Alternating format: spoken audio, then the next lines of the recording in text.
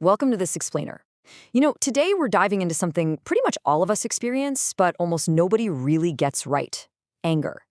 Here at Westminster Multispecialty Clinic in Dubai, Healthcare City, our psychiatry team looks at this a bit differently. Our goal today is to completely reframe how you view those intense moments of frustration. We're going to use our grounded, clinical expertise to help you stop fighting the symptom and start actually understanding the root cause. We all know the feeling, right? That visceral, everyday anatomy of an outburst. Picture this. You're at work, and an email just lands the exact wrong way. Or maybe you're at home, and someone makes a tiny comment about leaving a dish on the counter. Suddenly, the reaction bubbling up inside you is much, much bigger than the moment actually warrants. You feel that sudden heat. You might even know in the exact second it's happening that you're overreacting, but that knowledge doesn't stop it. And then comes the aftermath. You cool down, you feel that private shame, and you quietly resolve to just do better next time. But next time comes anyway. So that brings us to a really paradigm-shifting question that our clinical team often asks our patients. What if your anger actually isn't the problem? Seriously, what if that heat, that huge reaction, isn't a character flaw just waiting to be corrected? This simple shift in perspective is incredibly validating for people because it moves us completely away from viewing anger as a personal failure. Instead, it frames it as something highly functional. To break this down, here is our agenda. 1. The anatomy of an outburst. 2. Why anger is just a signal. 3. The emotions hiding beneath. 4. The Dubai expat pressure. And 5. Translating the signal together. Okay, let's dive into part 1. The anatomy of an outburst. So, when is anger more than just a passing bad mood? When does it demand proper attention? At Westminster Multispecialty Clinic, we look for some very specific clinical signs that indicate anger is masking something much deeper. We're talking about reactions that feel wildly disproportionate. Or maybe you find yourself apologizing for the exact same behavior over and over, but nothing actually changes. Another big one is experiencing this weird flatness or a super low mood after an outburst, instead of a sense of relief.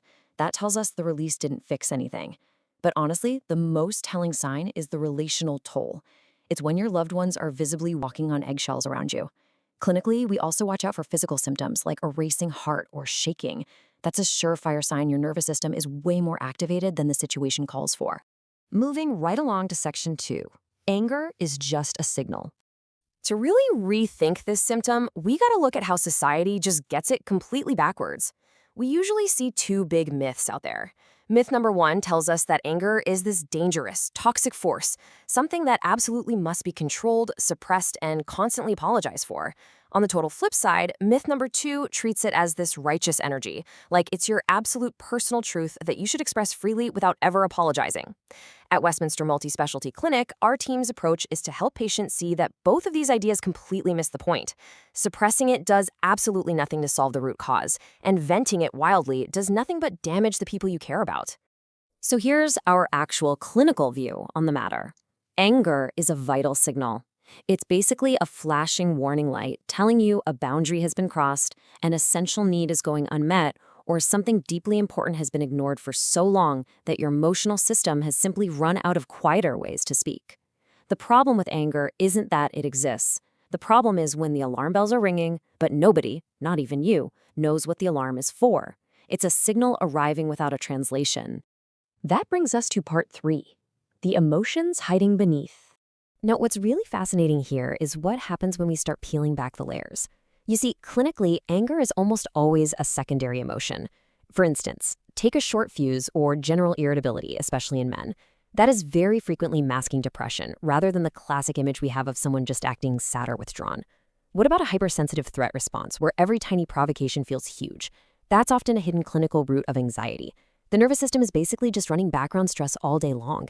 Getting hostile the second someone questions your competence, that usually masks a deep, unexamined fear of failure.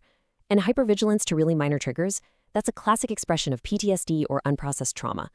In these cases, the person isn't overreacting at all.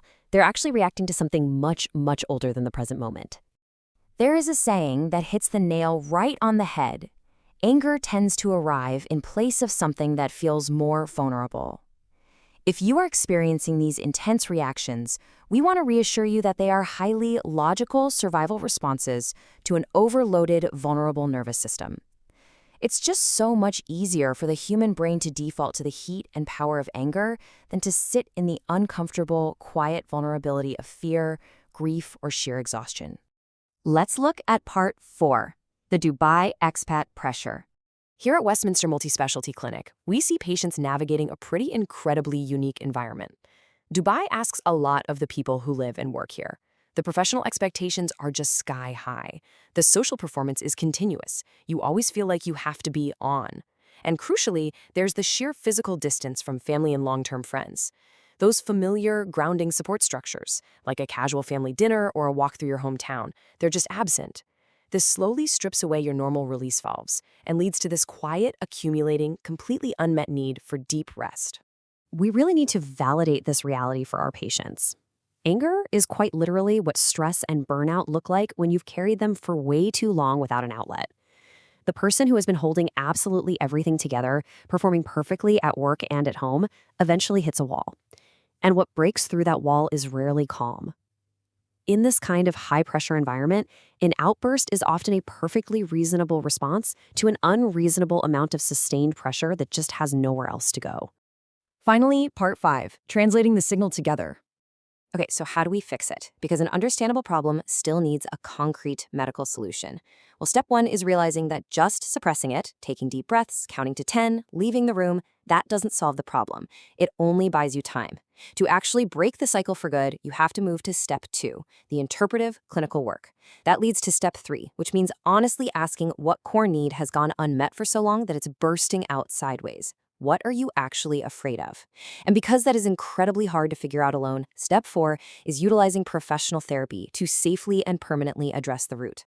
Depending on how this signal is showing up in your life, our psychiatry specialists use a few different tailored pathways.